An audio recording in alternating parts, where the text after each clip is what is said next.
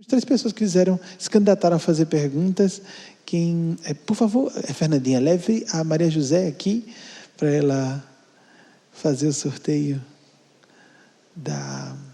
dessas 3. Deixam apenas um número. E então, são pessoas que acompanham as nossas mediúnicas. Foram as que se candidataram a fazer perguntas.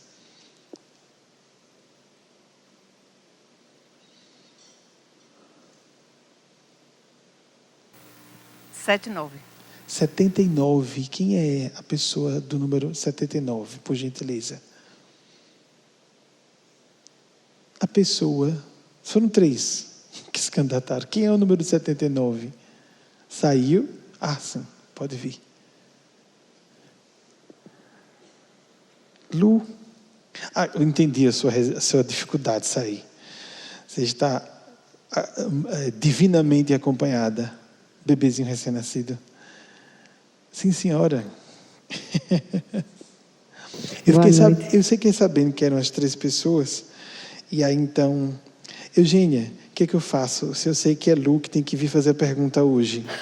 Ela se deixe por conta da sincronicidade. Se ela para vir hoje, veio essa impressão. Olha, a minha leitura intuitiva é de que ela é a pessoa, sem nenhum demérito para as outras 2 pessoas, mas ficou claro, e deixe que a sincronicidade escolha, está certo. Vamos deixar o sorteio acontecer. Sim, obrigada a oportunidade, agradeço. Boa noite a todos. A todos também. Todos agradecidos à sua participação. Obrigada. Benjamin, na verdade foi um fato que aconteceu e que me remeteu a essa dúvida. Não sei se... Assim, mas quem você é? Qual a sua formação? Eu sei que você está muito mãe, que esquece tudo. Luciana Carmelo de Carvalho, participo da mediúnica de terça-feira, que é dirigida por Maisinha Amarante. Mas sua formação... Advogada e pós-graduada em Direito Civil e Processual Civil. Muito bem. Obrigada. Então, Benjamin, aconteceu um fato e aí me surgiu essa... Eu acredito que já tenha sido falado, mas quando acontecem os fatos é que a gente realmente para pensar. E até que ponto as nossas omissões, com relação a alguns comentários que são feitos no nosso trabalho, no nosso dia a dia, nas nossas relações interpessoais, até que ponto isso atinge a nossa responsabilidade, o nosso dever de consciência em rebater ou não aquilo ali? Como é que a gente mensura isso? Eu acho isso muito complicado. E em relação a qualquer assunto, você quer dizer? Isso, Digamos, estou falando de uma terceira pessoa que você nem tem ligação, por exemplo. Isso. Tem uma fofoca correndo ali. Isso. Ou qualquer assunto, não é isso? Isso. Até mesmo com pessoas íntimas também. Também. No nosso trabalho, por exemplo, que a gente cria uma intimidade, mas, ao mesmo tempo, não fica tão íntimo. Eu quis dizer outra coisa também. Que essas pessoas íntimas estejam falando de terceiros. Sim, perfeitamente. Estão ali. Perfeitamente. Perfeitamente. Eu considero muito boa a sua pergunta, Lu, porque a questão da ética, da responsabilidade espiritual, transcende muito os limites do que seja conveniente para a gente. A maior parte das vezes é melhor calar. Deixa, já está achando isso. Imagine o chefe falando uma bobagem, ou vamos dizer, está falando de uma pessoa que a gente nem sabe quem é. Não tem informações sobre a pessoa para poder até rebater. Mas, às vezes, a abordagem... Vamos pegar um caso extremo. A pessoa é desconhecida nossa. Nós não temos informações para dizer se aquilo é certo ou não.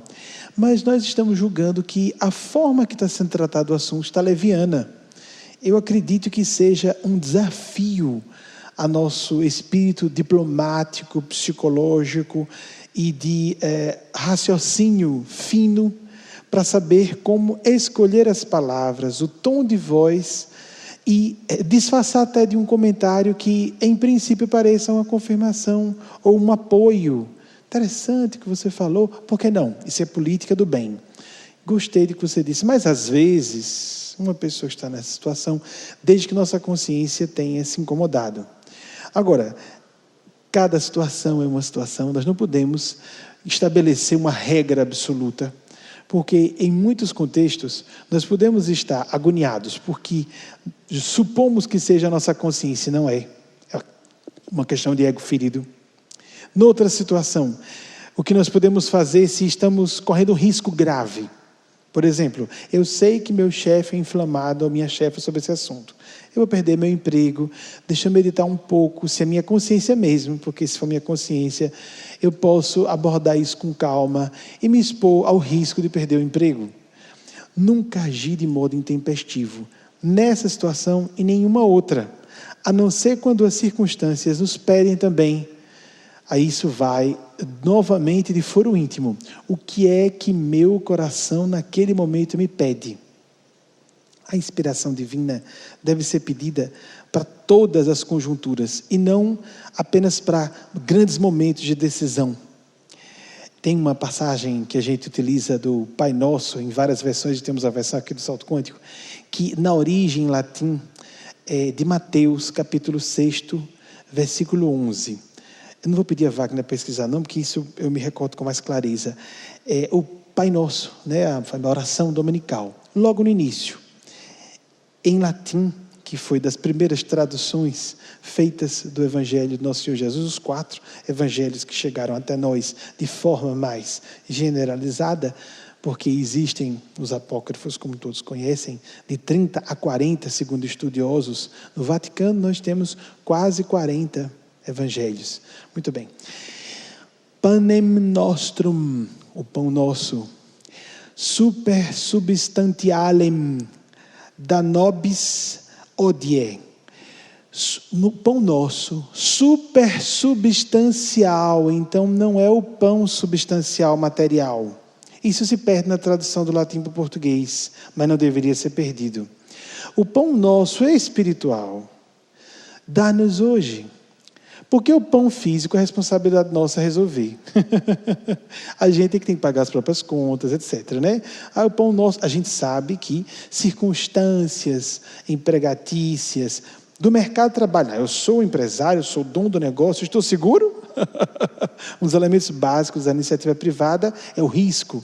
Ninguém está seguro absolutamente em assunto nenhum.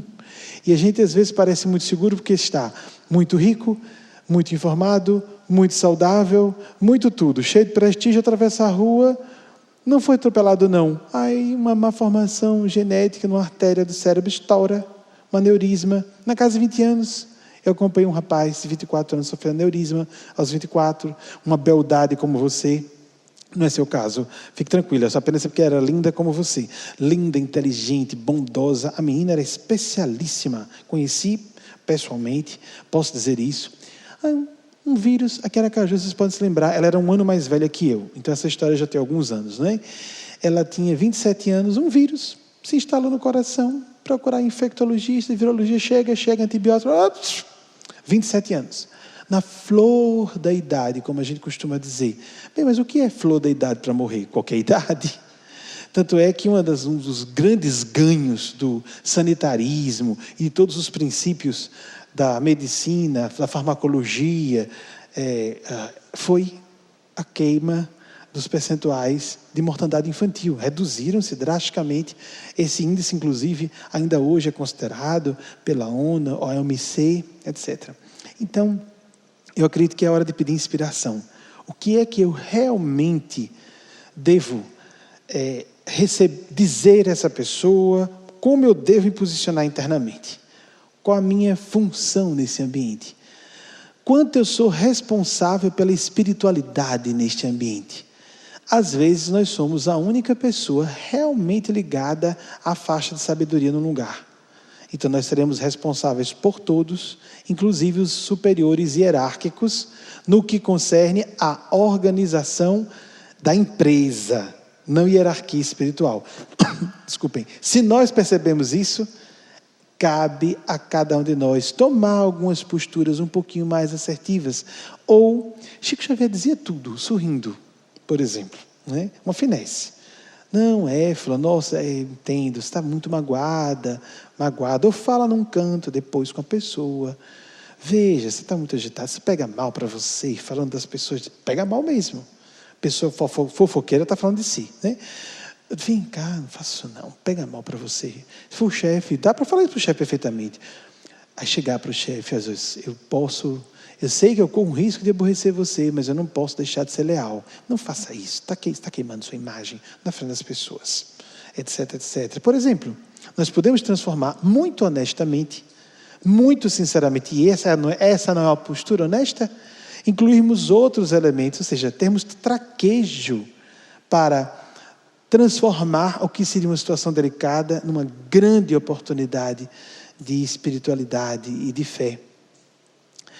Nós temos esse problema normalmente. Em 1926...